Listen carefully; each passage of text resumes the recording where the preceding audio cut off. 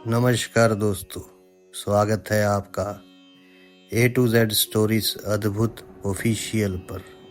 साधु संत फकीर गुरु रहबरों की सदा ही जय जयकार। महायोगी गुरु गोरखनाथ जी महाराज की जमात, जिन्हें गोड़ बंगाले प्रांत से चले काफी अरसा गुजर जाने के बाद भी वे अब तक ददरेवा नगरी में क्यों नहीं पधारे।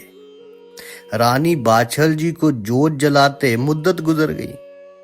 क्या अभी तक भक्त की परीक्षा पूरी नहीं हुई? बात कुछ ऐसी ही है। जब तक पूर्व जन्म के पापों की करनी का फल इंसान भोग नहीं लेता, तब तक उसके पुण्य उदय नहीं होते। हवन करते हुए भी हाथ जलते ही रहते हैं। महायोगी गुरु गोरखनाथ जी शीघ्रता पूर्वक ददरेवा नगरी में आ जाते तो राजा जेवर सिंह को वन जाने की नौबत ही क्यों आती और महारानी बाछल के कंधे पर बेशुमार जिम्मेदारियों का भार क्यों आता। एक तरफ जनता की भलाई का काम करना, दूसरी तरफ राजकाज देखना, तीसरी तरफ साधु संतों और गरीब भिखारियों के दान मान की चिंता, चौथे महायोगी गुरु गोरखनाथ की जोत जलाना। भूल ना जाऊं, बेचारी के जिम्मे इतने काम थे, एक घड़ी आराम नहीं मिल पाता था। रात को तब अवेरी सवेरी सोती थी तो उसे अपने पति जेवर सिंह के वन जाने की चिंता के कारण नींद ही ना आती और पलके पर पड़ी पड़ी सोचती रहती थी कि हे प्रभु दीन बंधु, क्या मैंने ही सबसे ज्यादा पाप किए हैं जो मुझे रात को नींद है ना दिन को चैन है। राम राम करके दिन निकला और वे नित्य कर्म से निपट कर महायोगी गुरु गोरखनाथ जी की जोत बाल अपने पति राजा जेवर सिंह की याद में अपनी आंखों के आंसू पोंछती हुई अपनी सास राम कौर के पास पहुंच मस्तक उनके चरणों में धरकर इस प्रकार बोली। लागा लोंद महीना राम, सासू जी पूषण हो गए काम, मेरी रटना आठो याम, मुझको लीजो आप निभाए के। काशिद ढूंढे प्रीतम प्यारे, महायोगी गुरु गोरखनाथ ने स्वप्न दिया रे। जल्द आवे महल मजारे, रानी बाछल के पोवारे। कृपा करी द्वार का वारे, अब मैं सोऊंगी गले लगाए के। बोलो अटल छत्र की जाए। इसके बाद रानी बाछल जी मन ही मन बड़ी प्रसन्न थी और सोचती थी कि गुरुदेव जल्दी ही हमारी नगरी में पधार कर हमें दुखों से छुटकारा दिलाने की कृपा करें। पता नहीं वे आज कल में ही आ जाएं। सो मित्रों, रानी बाछल का सोचना ठीक ही है। ये साधु सन्यासी मनमोजी होते हैं जो जगह जगह ठहरते, हरि गुण गाते, ढोल मृदंग बजाते, भक्तों का कष्ट हरते, नगर नगर घूमते, ग्राम और बस्तियों में ठहरते, घूमते घुमाते चले आ रहे थे। फिर कहां गोड़ बंगला देश और कहां बागड़ प्रांत। काफी दूर का पैदल सफर, ना रेलों का जमाना था ना मोटर कार का युग, हवाई जहाज का तो जिक्र ही क्या था। इसके अलावा अपनी भक्त महारानी बाछल की परीक्षा भी लेनी थी कि वे मेरी जोत जलाने में भूल तो नहीं करती। भगवान भक्तों की परीक्षा इस प्रकार लेते आए। इधर राजा जेवर सिंह अपने गुरु से रोज ब्रह्म ज्ञान का उपदेश सुनते और उनके बताए अनुसार तपस्या कर प्रभु भजन में मन लगाते। जब रानी बाछल सब तरफ से निराश हो गई तो एक दिन निकलने से कुछ पहले उठकर नित्य कर्म से निपट कर महायोगी गुरु गोरखनाथ की जोत जला नीली घोड़ी पर चढ़कर अपने पति राजा जेवर सिंह को ढूंढने वन में चली गई। जब खोजते खोजते परेशान हो गई तो रो रो कर प्रभु से अपनी मौत भेज देने के लिए प्रार्थना करने लगी कि हे दया निधान, मुझे धरती से उठा ले, मैं बहुत दुखी। अगर तुमने नहीं सुना तो मैं अपना सर फोड़कर जान दे दूंगी। पतिव्रता नारी की बात सुनकर भगवान बड़े बेचैन हुए। भला भगवान अपने भक्त को इस प्रकार मरता कैसे देख सकते थे। उन्होंने तुरंत ही नारद मुनि को बुलाकर आदेश दिया कि हे मुनिराज, तुम अभी मृत्यु लोक में जाकर कजली वन में पहुंचो। वहां महायोगी गुरु गोरखनाथ के 1400 चेलों की जमात ठहरी हुई है। वे बेफिक्री से वहां भांग घोट घोट कर पी रहे हैं और अपनी झांझर खंजरी को बजा बजा कर जोर शोर से कीर्तन कर रहे हैं। तुम गुरु गोरखनाथ से कहना कि आप अति शीघ्र ददरेवा नगर पहुंचकर रानी बाछल का कष्ट हरो, वरना रानी बाछल सर फोड़कर अपनी जान गंवा देगी। देर करने से उसे जिंदा ना पाओगे। उसका पति राजा जेवर सिंह घर बार छोड़कर साधु हो वन में चला गया है। वे वन मन अकेली उसे खोजती फिर रही और ये भी कहना वे आपकी भक्त है। अगर उसने अपनी जान दे दी तो उसकी अकाल मृत्यु ही होगी, जिसका हम सबको बड़ा भारी पाप लगेगा। वे क्षत्रिय जाति की नारी चौहान कुल उजागर स्त्री है। ना मालूम दुखी होकर कब अपनी जान पर खेल जाए।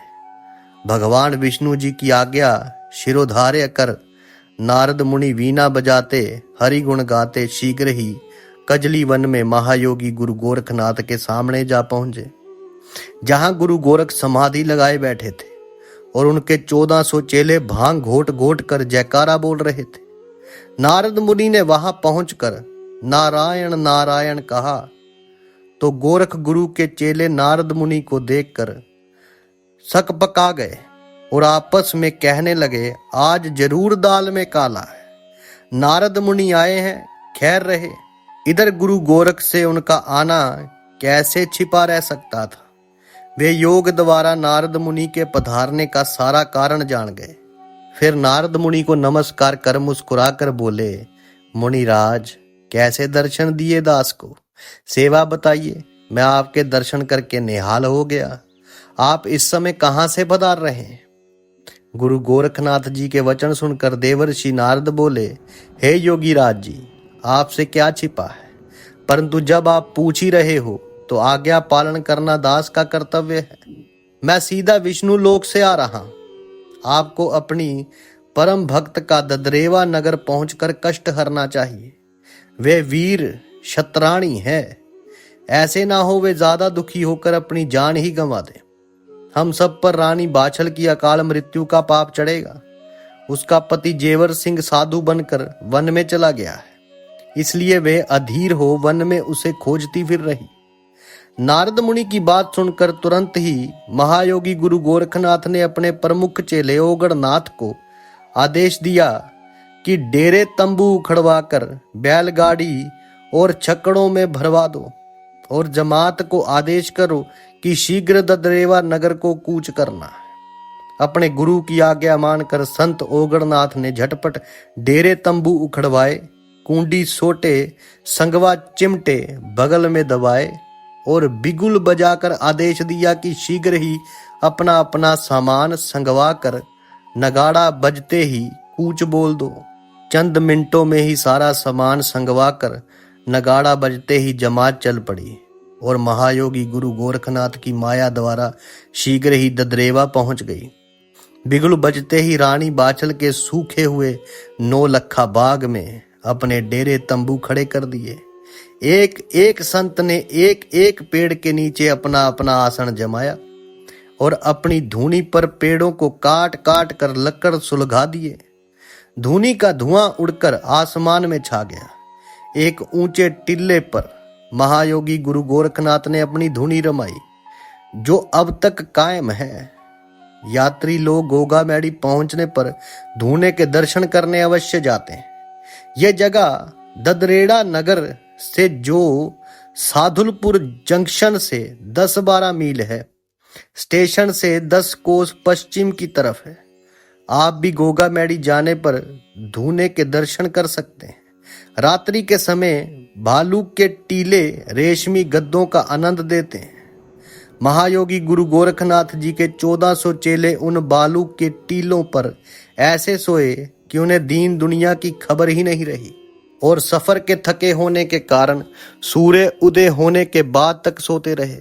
जब सूर्य भगवान तेजी से आकर अग्नि वर्षा करने लगे, तब सब संत हड़बड़ा कर उठ बैठे और नित्य कर्म से निपटने के लिए पानी के लिए बेचैन हो दौड़ने भागने लगे। जब कुएं पर पहुंचे तो कुआं सूखा हुआ नजर आया, जिसमें एक भी बूंद पानी नहीं था। पानी के लिए जब काफी परेशान हो गए, तब सब मिलकर गुरु गोरखनाथ जी के धूने के पास जाकर जमा हो गए और हाथ जोड़ कतार बांध कर खड़े हो गए। गुरु गोरखनाथ जी ने जब धूनी पर जमा दुखी चेलों पर नजर घुमाई तो सबको उदास पाया। सब चेलों को उदास देखकर अपने प्रमुख चेले ओगड़नाथ से बोले, क्या परेशानी है ओगड़नाथ, जो ये सब के सब यहाँ आकर जम हुए हैं? अपने गुरु के मुख से अनजानों जैसी बातें सुनकर ओगड़नाथ हाथ जोड़कर बोले, गुरुदेव, ना जाने हम लोगों को किस पाप के कारण इतनी कड़ी सजा मिल रही है, जो आपने हमें इस सूखे बाग में ला छोड़ा है, जहां ना पेड़ पर एक पत्ता और ना कुएं में पानी की एक बूंद। हम सब बिना पानी के सूर्य की गर्मी में झुलस कर बेमौत मर जाएंगे। यहाँ 1400 मुर्दों को उठाकर फूंकने वाला भी कोई नहीं मिलेगा। मैंने आपसे गोड़ बंगाले प्रांत में ही बतलाया था कि बागड़ देश बड़ी खराब जगह है, परंतु आपने आश्वासन देकर कहा था कि वहां बड़े बढ़िया देसी घी के पकवान मिलेंगे और एक से एक लाजवाब फल और मेवा मिलेगा, परंतु मुझे तो बदन को झुलसाने वाली बालू के सिवा कुछ भी नजर नहीं आता है।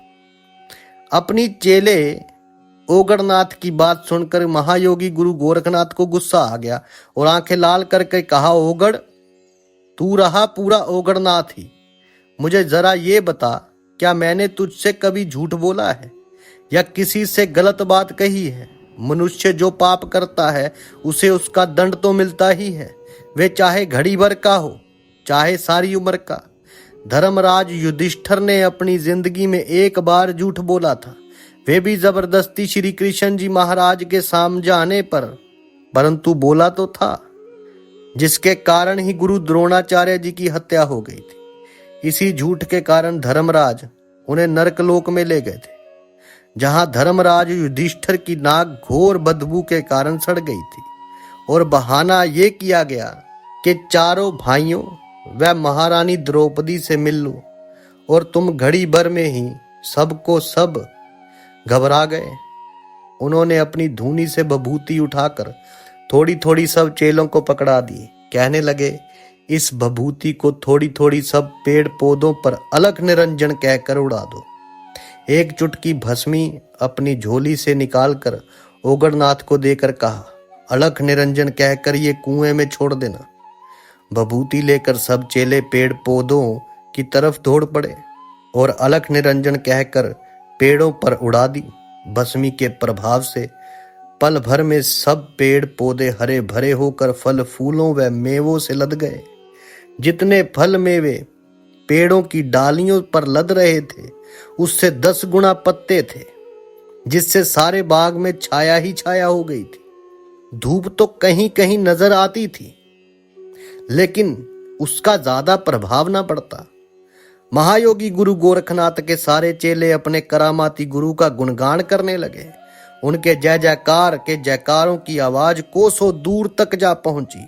जब ओगड़नाथ ने भस्मी की पुड़िया अपने गोरख गुरु का नाम लेकर अलख निरंजन कहकर कुएं में छोड़ी, तो कुएं का जल मीठा, ठंडा और शीतल होकर एकदम उफन कर कुएं से निकलकर बाग में बहने लगा, जिसे देखकर ओगड़नाथ एकदम घबरा कर बोले, तुम्हें मेरे गुरु गोरखनाथ की आन है जो हद से बाहर निकले, अपनी हद में रहो।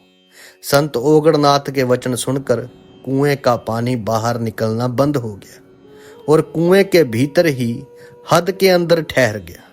सब संत लोग प्रसन्न हो गए और झटपट नित्याक्रम से निपटकर अपने अपने धूने पर लक्कड़ सुलगा कर बैठ गए और प्रभु का नाम सिमरण कर महायोगी गुरु गोरख के नाम की माला जपने लगे। अलख निरंजन कहकर घंटे घड़ियाल बजा बजा कर भजन आरती गाने लगे। अब आगे जो हुआ वो आपसे साझा करेंगे अगली वीडियो में। तब तक के लिए आप सबका धन्यवाद। आप सबके भीतर बसे उस परमात्मा को मेरा प्रणाम। साधु संत फकीर गुरु रहबरों की सदा ही जय जयकार।